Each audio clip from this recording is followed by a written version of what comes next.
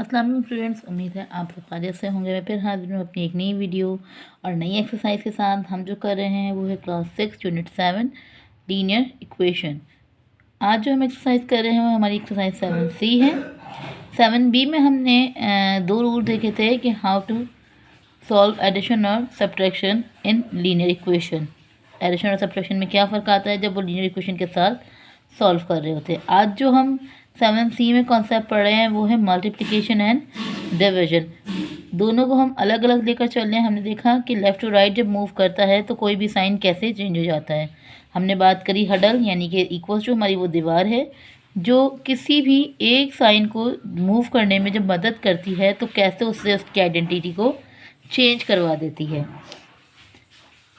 और एक और बात इन्होंने कही कि equation is always balance, equation हमेशा बैलेंस होनी चाहिए। यू मस्ट मल्टीप्लाई और divide both sides of the equation by the same quantity to find the unknown quantity. ठीक है, ये भी एक बहुत अहम बात है कि अगर आपको कैसे पता करें कि हमारा जो आंसर आ रहा है वो सही है या नहीं, तो अननोन क्वांटिटी को जो चीज़ है उससे मल्टीप्लाई करवाएं या डिवाइड करवा दें बोथ साइड्स, प्लस है तो प्लस, माइनस है तो माइनस, तो आपको पता चल जाएगा कि आपका आंसर सही है या नहीं। यहाँ पर उन्होंने एक और बात कही है, समटाइम्स एन इक्वेशन में इन्वॉल्व मोर देन वन ऑपरेशन। कई दफ़ा ऐसा होता है कि किसी एक क्वेश्चन में एक से ज़्यादा ऑपरेशन, यानी कि एडिशन, सब्ट्रैक्शन, मल्टीप्लिकेशन, डिवीजन चारों भी शामिल हो सकते हैं, या मल्टीप्लिकेशन और डिवीजन और प्लस और माइनस भी शामिल हो सकते हैं। In such cases you need to apply more than one rule to solve them. तो इस केस में, यानी कि इसमें आपके लिए ज़रूरी है कि आप एक से ज़्यादा रूल अप्लाई कर सकते हैं उन्हें सॉल्व करने के लिए। तो एक्सरसाइज की तरफ बढ़ते हैं। एक्सरसाइज 7C क्वेश्चन नंबर 1 है हमारा। जैसा कि मैंने आपसे कहा कि हम यहाँ पे प्लस और माइनस के से हटकर मल्टीप्लाई और डिवाइड की तरफ काम करेंगे। x upon 5 equals to 3। हम अननोन क्वांटिटी मालूम करनी है, यानी कि मुझे x मालूम करना है। तो x 5 के साथ डिवाइड हो रहा है, जब वो अपनी जगह को चेंज करेगा तो डिवाइड चेंज इनटू मल्टीप्लाई, यानी कि x equals to 3 multiply by 5। X यहाँ रहा, 3 को 5 से मल्टीप्लाई करेंगे तो ये हो जाएगा 15। ठीक है, मैंने जैसे अभी आपको कहा कि ये जो वैल्यू आई है इसे जब आप यहाँ पे पुट करें तो आपकी दोनों इक्वेशन यहाँ पर बैलेंस होनी चाहिए। ये मैं यहाँ पे करवा दूँ आपको कि x क्या आया मेरा, 15 अपॉन 5 इक्वल्स टू 3। तो 5 1 5, 5 3 15, तो 3 इक्वल्स टू 3।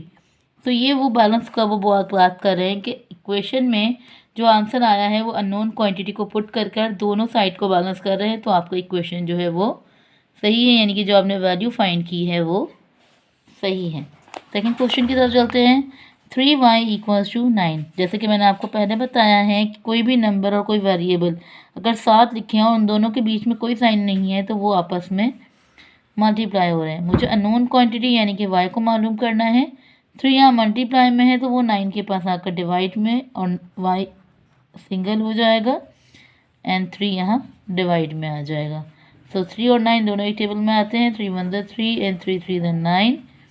y की वैल्यू जो मेरे पास है वो 3 आ जाएगी। c मेरे पास एज इट इज एक जना है कि 8 यहाँ डिवाइड में है, जब वो वहाँ जाएगा तो वहाँ पर वो मल्टीप्लाई, h इक्वल्स टू अपनी जगह पर -1 मल्टीप्लाई बाय 8। 1 जब 8 से मल्टीप्लाई होगा, यानी कि -1 को 8 से मल्टीप्लाई करेंगे तो हो जाएगा आपका -8, क्योंकि minus minus minus plus minus होता है। इधर यहाँ से 6 और w 6 मल्टीप्लाई है, 4 के पास जब जाएगा तो w यहाँ खाली 4 मल्टी डिवाइडेड बाय 6 मल्टीप्लाई में था, यहाँ आकर डिवाइड में। हमेशा डिवाइड वाली वैल्यू नीचे आएगी, कभी भी ऊपर नहीं जाएगी। जब वो जगह चेंज कर रही है डिवाइड में तो वो नीचे जाएगी। 4 और 6 टेबल में आते हैं। 2 2 द 4 एंड 2 3 द 6। w की वैल्यू हो जाएगी 2/3। Now a upon 2 equals to 0। तो एक मैंने यहाँ छोड़ा, 0 अपनी जगह पे, 2 डिवाइड में था, वहाँ जाकर मल्टीप्लाई में। 0 से कोई भी वैल्यू मल्टीप्लाई होती है तो उसका आंसर 0 ही होता है। नाउ 2 से b मल्टीप्लाई हो रहा है तो 2 यहाँ मल्टीप्लाई में है, -33 के पास जाकर ये हो जाएगी अपॉन में। दोनों सॉल्व नहीं हो सकते क्योंकि इवन और ऑड नंबर है, तो यही इसका आंसर हो जाएगा। ओके जी क्वेश्चन में हमारे पास 7 यहाँ डिवाइड में है। सो 21 के पास जब वो जाएगा तो हो जाएगा मल्टीप्लाई x इक्वल्स टू 7 7 7 2 ज़ा 14।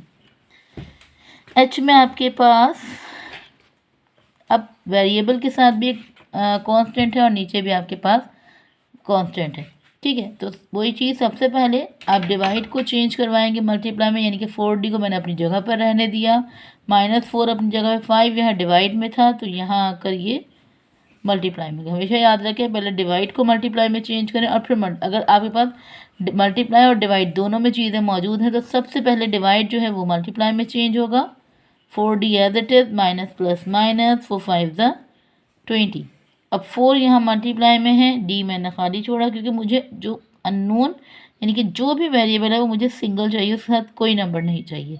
तो 4 यहाँ मल्टीप्लाई में है, यहाँ का डिवाइड हो जाए और 4 1 ज़ा 4, 4 5 ज़ा 20, तो d की वैल्यू हो जाएगी -5।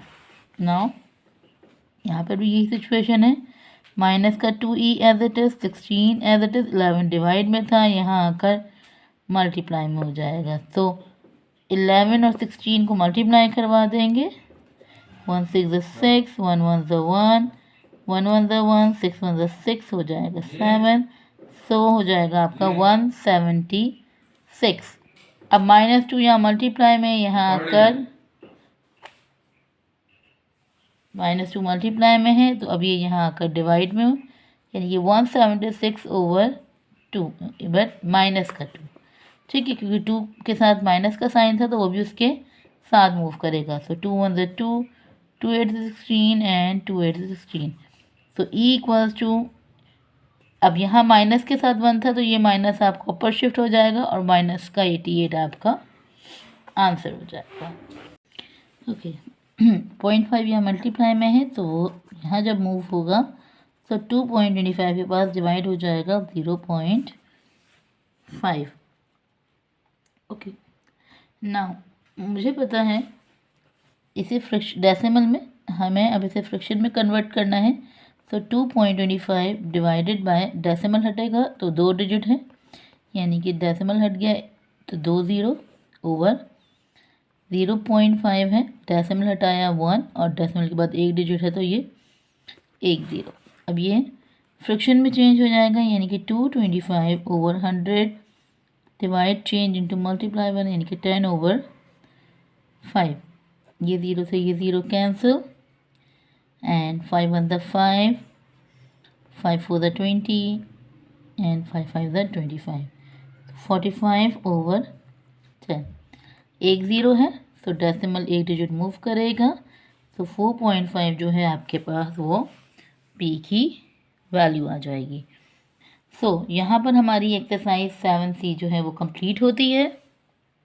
अगर आप लोग को ये वीडियो पसंद आई है तो इसे लाइक करें, कमेंट करें और सब्सक्राइब